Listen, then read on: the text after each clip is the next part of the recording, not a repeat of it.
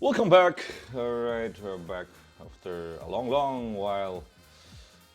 This an important tournament, the first classical tournament this year. Oh no, next it was next to Tata Steel, another strong invitational tournament. Some of the big time players right here. The Superbet Chess Classic in Romania, and one of the most anticipated games here would be the first classical tournament after the World Championship by the reigning world champion Ding Liren. Okay, this is round number one, and there was only one decisive game in the round, courtesy of Wesley So's win over Alireza Firouzja. I remember like a few weeks ago, there was an interview on Magnus Carlsen regarding the fear factor. What makes the other players fear him? And he actually singled out Wesley as one of the players who fears him. Yeah. And here Wesley, because according to Magnus, he tries to give like some people like Wesley some chances, in their games, but because of that fear, they're not trying to take that chance and allowing Magnus to control the game. And so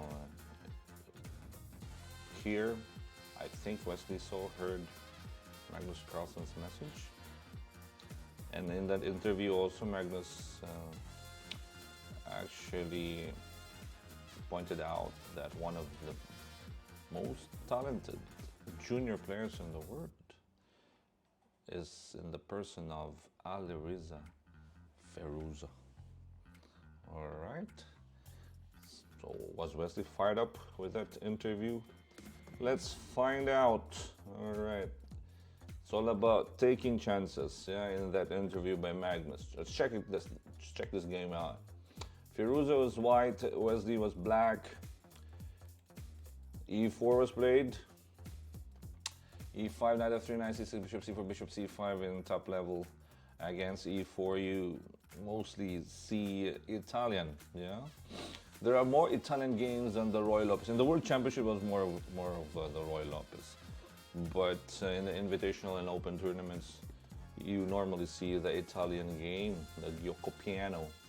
Right, d3 was played, d6, c3, bishop b6, h6. Okay, the point of h6 is to stop that pin on bishop g5 when you play the knight on f6. Knight bd2, everything normal. Knight f6, bishop into b3, a5.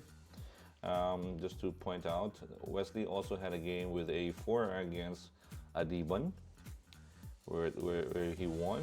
b4, a5, transfer the knight, typical to g6 here. And then c6, d5. Adiban's problem was the c3 pawn in the game. Bishop e6, rook c8, and Wesley went on to win.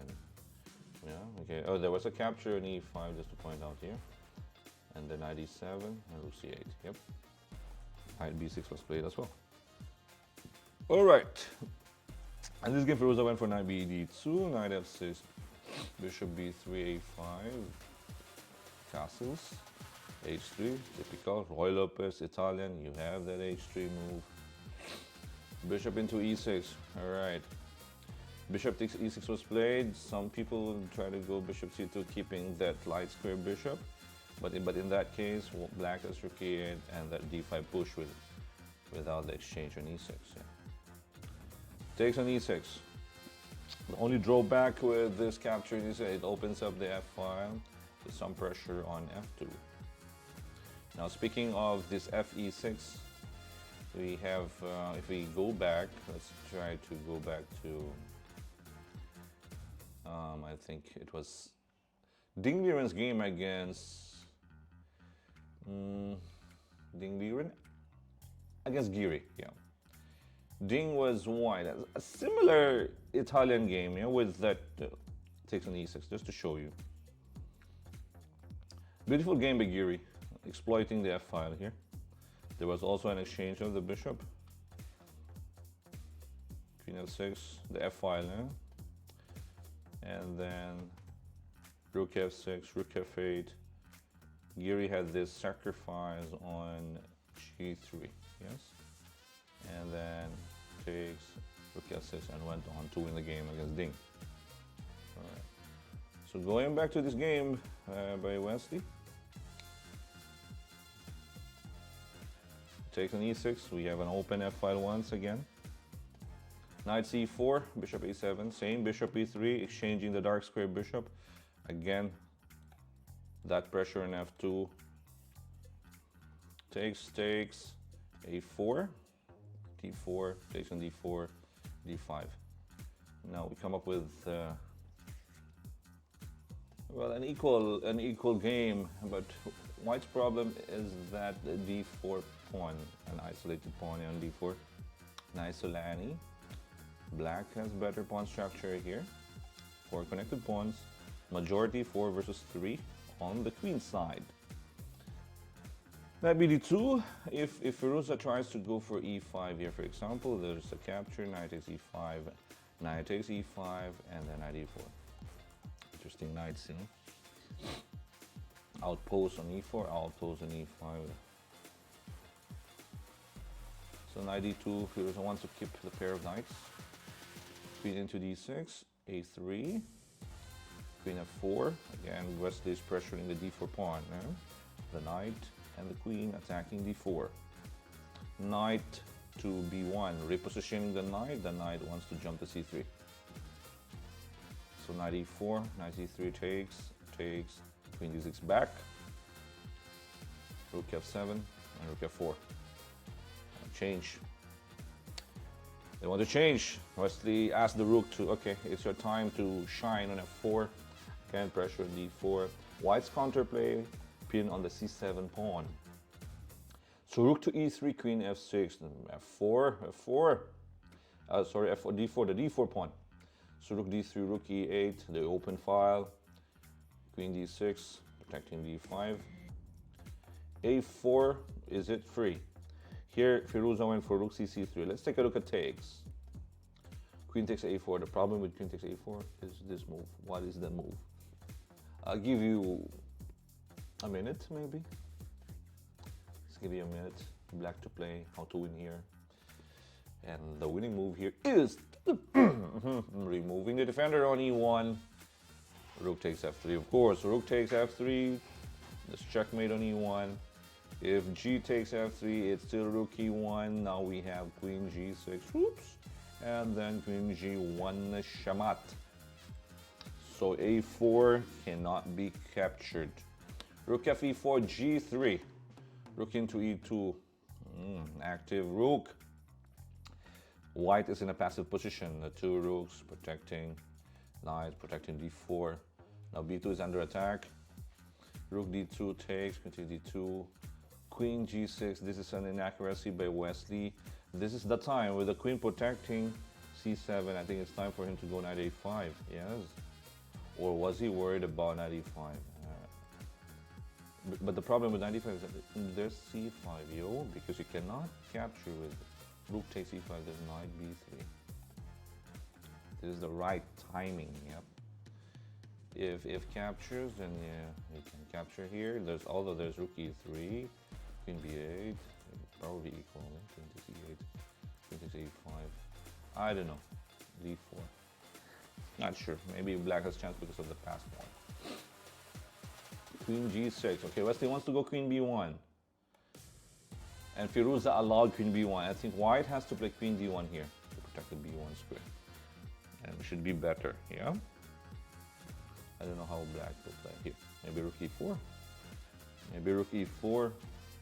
King before playing king g2, and if you play queen into f3, you can capture queen a4. Because if knight takes d4, we have knight takes d4, rook takes d4, and just queen e8 check. King into h7, and probably rook takes e7. Yeah? If you go rook to d2 to attack this peony, this queen e3. Not sure about this position though. Rook takes b2, queen d3, queen g6, and probably queen takes d5. Okay, now white is better. No doubt about it. King G2. Firouzja allowed the move Queen B1, infiltration. And then Queen F5 instead of G6, F5. Queen B1 again. Was Wesley ready for the draw? I'm not sure. Maybe Firouzja, if he played Rook C1, it could have been a draw, right? But Firouzja is also a fighter, yeah? He fought. He played H4. Rook into E7, protecting C7. So at least this knight could move. Whether maybe you could play knight A5, or you can transfer it somewhere. Knight E8, knight E6. Rook B1, Queen F5, Queen D1, G5. All right. Finally. Well, thanks to Firouzja's H4, it has now been undermined. It was better on H3, with the pawn on H3 is protecting the important G4 square. The knight protecting D4, so Wesley wants to go G5, G4 to drive away the knight from protecting the D4 peony. But Firouzja allowed it, yeah? G5, the right time. Oops, a G4. Pawn is dead. Pawn is dead. Knight H4, a mistake, I guess. Since the pawn is going to be dead, why not just play knight E5 if take, if let's say queen takes on E5 and queen B4 attacking both pawns. Maybe this one. But knight H4, queen E4 check, free pawn. Wrong square for the king. Should have been king G1, although I still like black here. E2, knight F3. Whoops. King H2, black is better now, the pawn. And the potential pass pawn. Rook G7, Queen F5, Rook F7, F2 is weak. Queen G5 check, King F8, King H1. Queen E4 check. King E8, King safety first. Queen D2, Rook E7, D4, Knight E5, Queen D2, D3, pass pawn must be pushed. What I don't understand here, okay, black is totally winning, of course. But Wesley simplified it with queen takes f4, but why give up the pass pawn? It's 2 steps away from promoting. He could have played at least queen e2 here, and then let's say rook d2, queen e1, and probably knight f3. Is it possible? I think knight f3 is possible, right? Because if you play knight takes f3, takes on f3, you have to play king takes f3, but queen h1, huh? Here, and then you have maybe rook e4 wins straight away. Yes, rook e4. Simple chess. Simple chess. This one should be fine, yeah? Why give her the pawn? Again, in some moments, I think Carlsen was right in some moments where he tries to give his opponent some chances, and I don't know, that's a certain factor. Queen takes f4, trying to simplify. It's still good anyways. It's doubled pawns, and you have the majority on the queen side.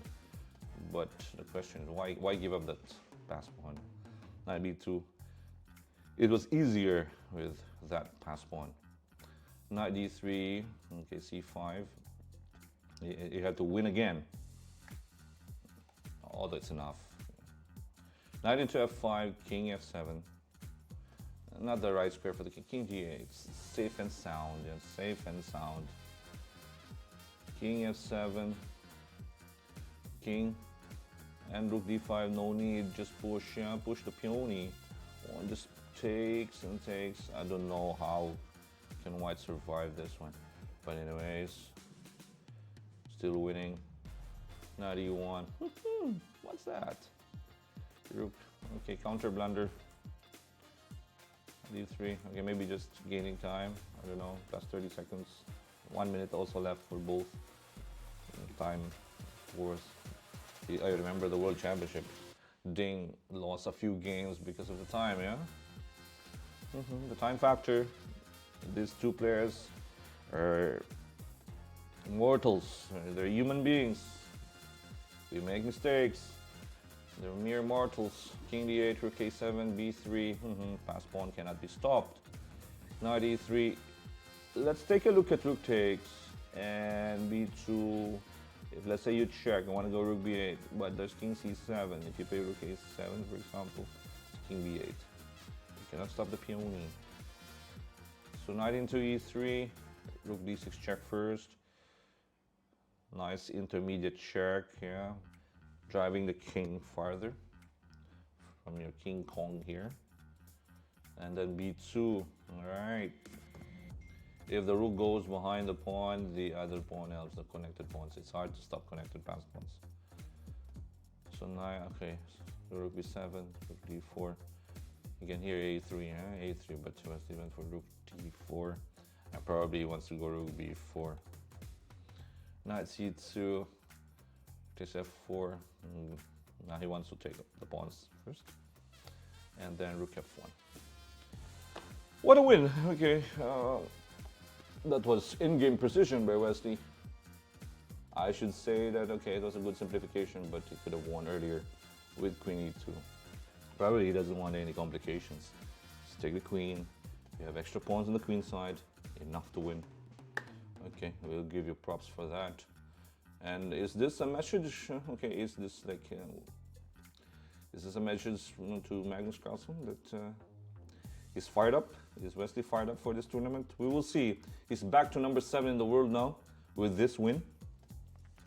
And then he will, if he wins the second run, he'll climb up once again.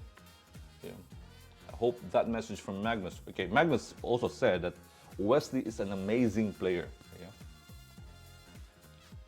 He's a genius. But what Wesley lacks, he's lacking, is probably that fighting ability. You know, if you want to be a world champion, try to fight. It's just about fighting. The heart. I know Wesley has it, and probably Magnus has opened up that one and fired him up. Maybe that's what Wesley needed. We will see. This is just the first round, but beating Firouzja is a very good sign. So that's about it. Thank you guys for watching, and hopefully we can continue our coverage of the Superbet Chess Classic in Romania in the days to come. This is Coach Oliver once again. Stay safe, everyone, and have a good day. Bye.